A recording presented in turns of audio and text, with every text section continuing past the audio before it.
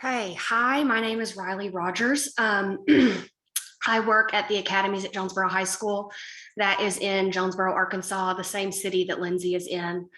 I teach AP statistics and I teach algebra too. In the past, I have taught geometry as well. I really enjoyed my time with Strive. It connected me with local industry and it really helped me develop my students and their advancement in the STEM field.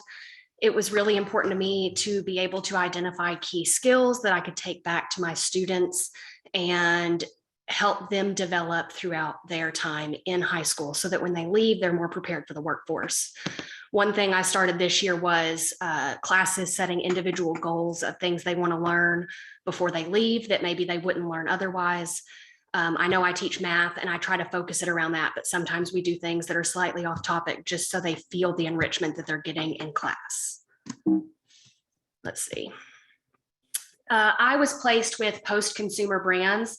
This was a really good fit for me because my background is actually in food science. So I did the alternative pathway to teaching and did not get my degree in education, but got my degree in food science.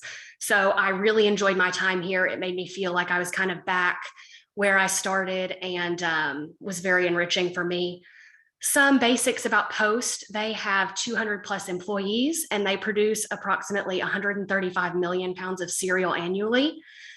Those cereals include Cocoa Flakes, Honey Bunches of Oats, Grape Nut Flakes, and more.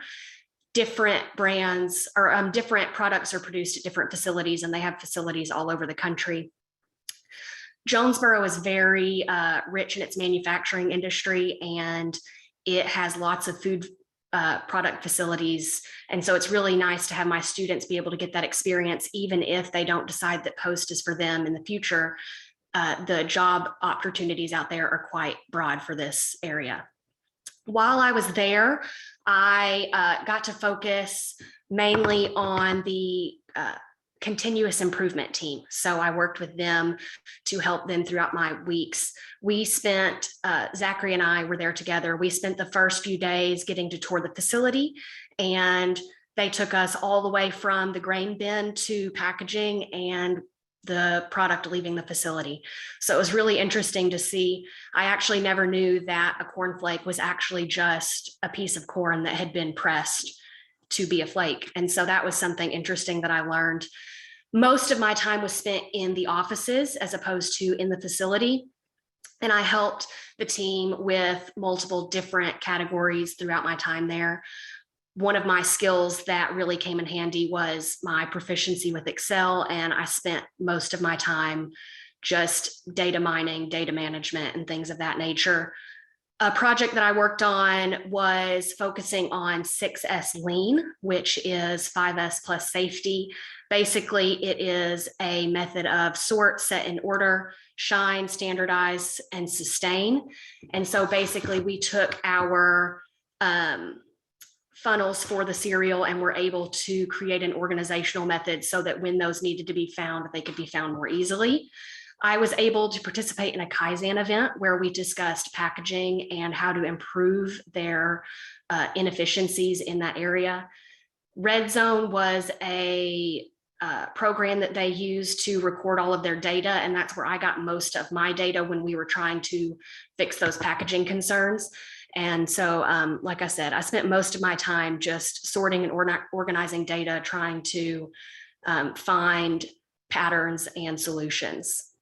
Some important skills, these are pretty basic, but honestly, they're just a very big deal for my students. Is they need to be able to have teamwork. Post actually 200 employees is not very many when you think about the size of their facility. And so each team member has a lot of responsibility. And if one part of that process breaks down, then it affects everything after them. So they really learn to work together. They learn to solve their own problems before calling management in. And they have to be very organized because they're doing lots of different duties at the same time.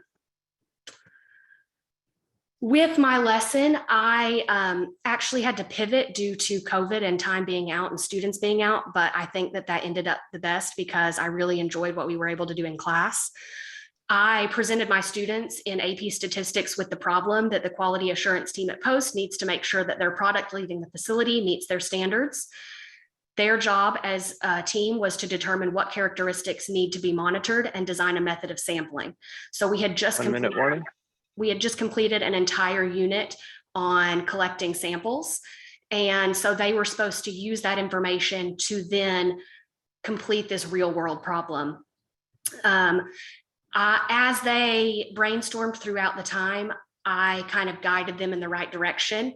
And what we ended up doing was we took a sample size of cereal. I had separated them into individual bags, and they sorted their cereal and weighed each component and then graphed and calculated how much variance there were from bag to bag of those components in the cereal to try to make sure that the product would be quality. Learning targets we did was students being able to design and simulate a method of random sampling and also compile data and make conclusions from that data. And you'll see on this rotating picture here that this is some of the student data that they compiled themselves. So we focused a lot on Google Sheets and getting that to be one of their skills that they were able to learn, because most of them have not had much experience with that. So I really enjoyed my time at Post, and I think it was very enriching for my students. Wonderful. Thank you, Riley. The chat is full. Wonderful. Yes, I'm so sorry about my dogs. They rule the house.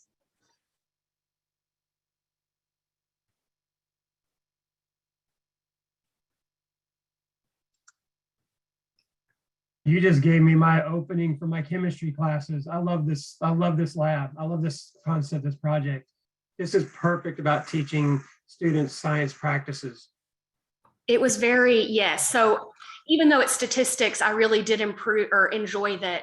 One of the chats said that's what the quality workers do, and it is. So as they were going through it, I would tell them what actually happens at Post, but I definitely didn't let them know ahead of time.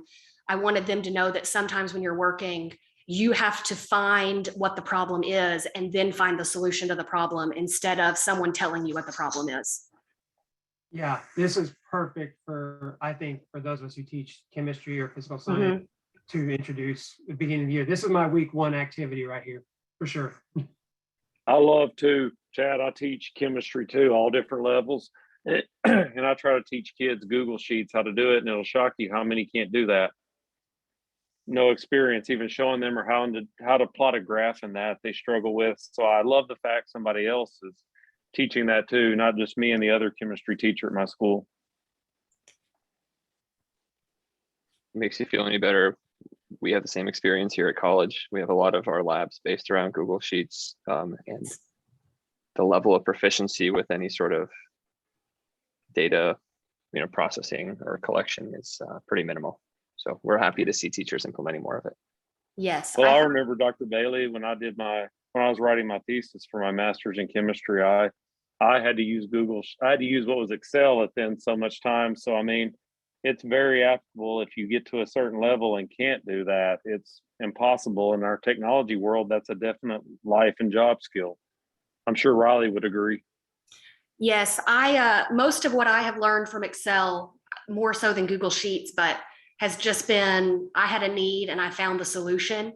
And so I tried to implement that with the students too, them hopefully finding their own. But it is amazing how, you don't have to be extremely proficient to be average. And then once you get a little bit further in your skills, it's really, it shows in industry, I think.